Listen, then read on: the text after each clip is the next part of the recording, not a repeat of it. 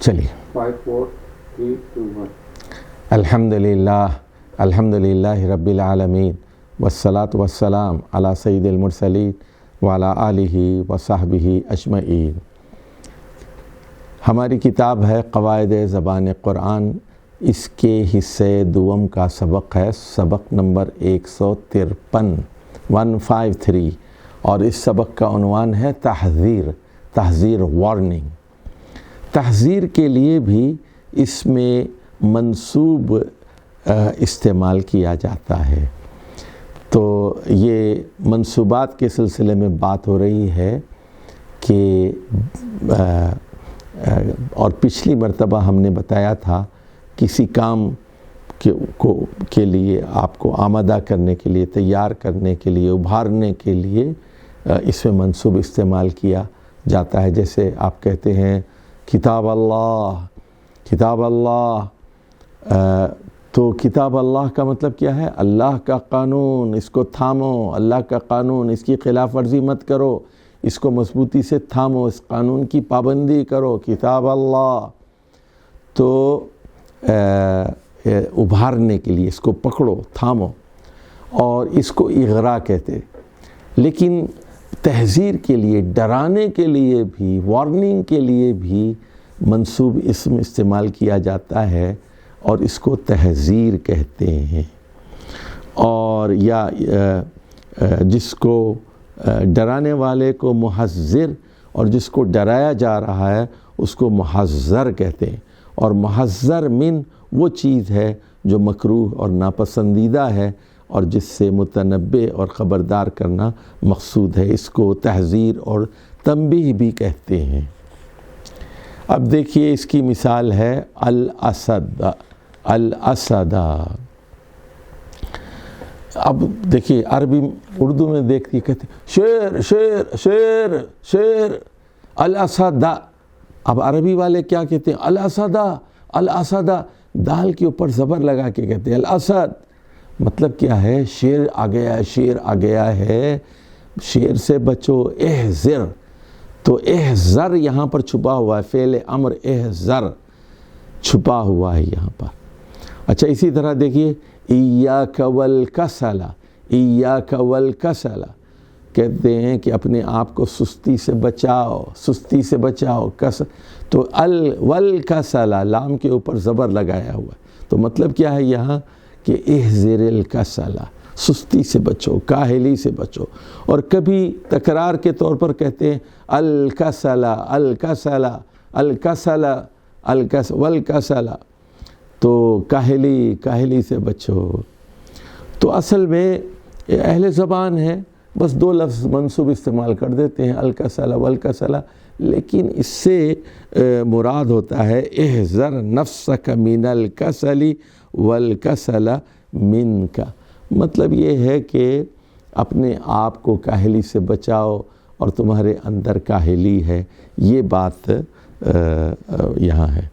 اچھا، اور یہاں فعل محذوف ہوتا ہے، اور احذر کی جگہ اتقی یا بعد جیسے الفاظ بھی محذوف سمجھے جا سکتی ہیں۔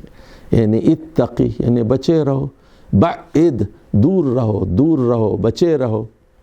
اور بعض اوقات یہ مفرد ہوتا ہے، جیسے آپ کہتے ہیں کہ الکذبہ یعنی جھوٹ سے بچو، اور بعض اوقات اس کی تکرار ہوتی ہے الکذبہ یعنی الموت، موت سے بچو۔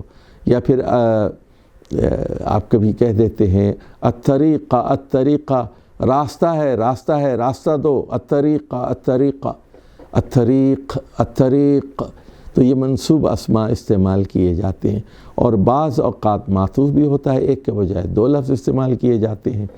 جیسے آپ کہتے ہیں الکذب والخیانہ، جھوٹ سے بچو، خیانت سے بچو، الکذب والخیانہ، نفسک والاسد، اپنے آپ کو شیر سے بچاؤ۔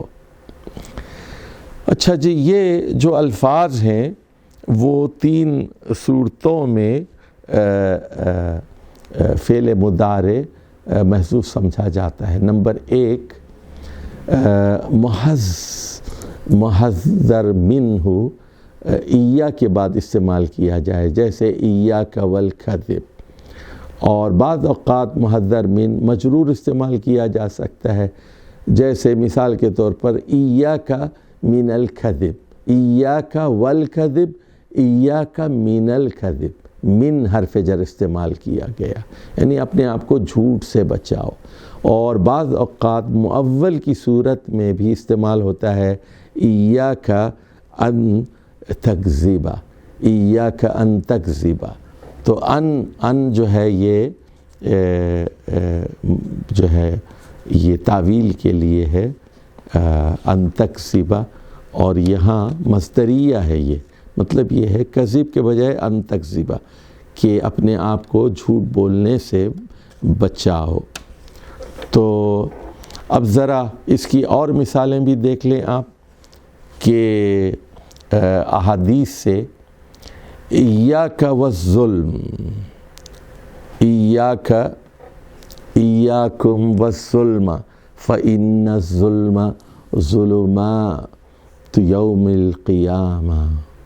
تو مسند احمد کی حدیث ہے، اپنے لوگوں اپنے آپ کو ظلم سے بچاؤ، اس لیے کہ ظلم قیامت کے اندھیروں میں سے ایک اندھیرا ہے، ایک اندھیرا ہے۔ اب دوسری مثال دیکھیے ایّاک والحلوب، ایّاک والحلوب، تو نبی کریم صلی اللہ علیہ وسلم نے ایک صحابی سے باغ میں فرمایا کہ دیکھو دودھ دینے والی بکری کو ذبح مت کرو، دودھ دینے والی، یعنی بکرے کو ذبح کرو، یا بوڑھی ہے یا اسی طرح ایّاک والحلوب، دودھ دے رہی ہے، جس کا دودھ بند ہو گیا اس کو ذبح کر سکتے ہیں۔ حلوب یعنی بچے بھوکے مر جائیں گے، پھر لوگوں کو بھی دودھ نہیں ملے گا، لوگوں کا فائدہ ہو رہا ہے نا، تو فائدے کو کیوں ختم کرتے ہو؟ تو ایّاک والحلوب، دیکھ رہے ہیں آپ یہاں کیا ہو رہا ہے، ایّاک والظلم، تو یہاں ظلم کیا ہے، یہ محذر ہے، یہ ظلم سے بچو، ظلم، اور حلوب دودھ دینے والی بکری کو ذبح مت کرو۔ تو اسی طرح دیکھیے حدیث میں آتا ہے ایّاکم والغلو فی الدین فإنما هلك من كان قبلك بالغلو فی الدین، ایّاکم والغلو فی الدین، کہ غلو سے بچو، غلو سے بچو، مبالغہ آمیزی سے بچو دین کے معاملے میں۔ اور قرآن مجید میں بھی ہے لا تغلو فی دینکم، دو جگہ، سورہ مائدہ میں بھی اور سورہ نساء میں بھی۔ تو رسول اللہ صلی اللہ علیہ وسلم نے بھی اس سے منع کیا اور فرمایا فإنما هلك من كان قبلكم بالغلو فی الدین، تم سے پہلے جو لوگ تھے وہ مبالغہ آمیزی اور غلو کی وجہ سے ہلاک ہوئے۔ غلو کیا ہے کہ انبیاء کو خدائی کا رتبہ دینا یا غیر نبی کو نبی کا درجہ دے دینا، اور یہ غلو کی مختلف شکلیں اور صورتیں ہوتی ہیں، یعنی تابعی کے بارے میں غلو کر کے اس کو صحابی کا درجہ دینا، صحابی کو نبی کا درجہ دے دینا، اور اسی طرح اہل بیت کو نبی کے برابر قرار دینا، تو یہ سب غلو کے نتائج ہیں۔ تو ایک اور مثال دیکھیے ایّاکم ودعوۃ المظلوم، تو وَإِنْ كَانَتْ مِنْ كَافِرٍ فَإِنَّهُ لَيْسَ لَهَا حِجَابٌ دُونَ اللَّهِ عَزَّ وَجَلَّ، تو ایّاکم ودعوۃ المظلوم، یہاں دیکھیے مرکب اضافی ہے، دعوتو کے بجائے دعوت، یہ بھی منصوب ہے اور تحذیر کے لیے، مظلوم کی بد دعا سے بچو، مظلوم کی بد دعا سے بچو، وَإِنْ كَانَتْ مِنْ كَافِرٍ، چاہے وہ کافر ہی کیوں نہ ہو، فَإِنَّهُ لَيْسَ لَهَا حِجَابٌ دُونَ اللَّهِ عَزَّ وَجَلَّ، اس لیے کہ اللہ عز وجل اور اس بد دعا کے درمیان کوئی پردہ حائل نہیں ہوتا۔ اسی طرح دیکھیے مشہور حدیث ہے جو جمعے کے خطبے میں بھی پڑھی جاتی ہے، اللہ فی اصحابی، تو اللہ سے پہلے ایک جملہ چھپا ہوا ہے، اور وہ کیا ہے؟ اتقوا اللہ، اتقوا اللہ، اتقو چھپا ہوا ہے تحذیر کے لیے، فی اصحابی، میرے صحابہ کے بارے میں اللہ سے ڈرو، اللہ سے ڈرو، یعنی ان کو برا بھلا نہ کہو، ان کو گالی مت دو، ان پر لعنت مت کرو۔ یعنی بعض لوگ بڑے عجیب ہیں کہ دیکھیے کبھی وہ ابو جہل اور ابو لہب پہ لعنت نہیں کرتے، صحابہ پہ لعنت کرتے ہیں، سب و شتم کرتے ہیں۔ تو یہ بڑے عجیب لوگ ہیں جو رسول کریم صلی اللہ علیہ وسلم کی تربیت یافتہ اور بہترین زمانے کے بہترین لوگ، خیر القرون قرنی، ان کے اوپر سب و شتم کرتے ہیں۔ تو اب ذرا ایک مثال قرآن مجید سے تحذیر کی دے دی جائے، سورۃ الشمس میں ہے، فقال لهم رسول اللہ ناقۃ اللہ وسقیاہا۔ تو قوم سمود سے اللہ کے رسول حضرت صالح علیہ السلام نے کہا، فقال لهم رسول اللہ ناقۃ اللہ، ناقۃ اللہ، دیکھیے ناقتو کے بجائے ناقتہ منصوب اسم استعمال ہو رہا ہے تحذیر کے لیے، اللہ کی اونٹنی۔ حضرت صالح نے کیا فرمایا؟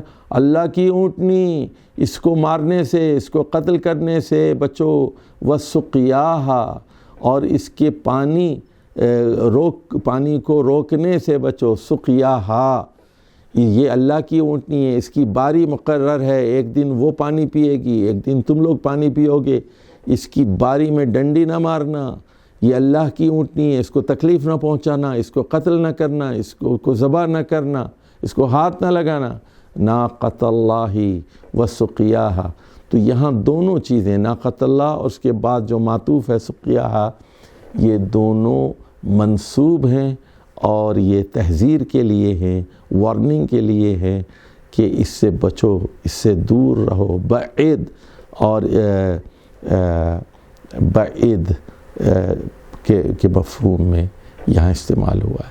والسلام علیکم ورحمۃ اللہ وبرکاتہ۔ 13 منٹ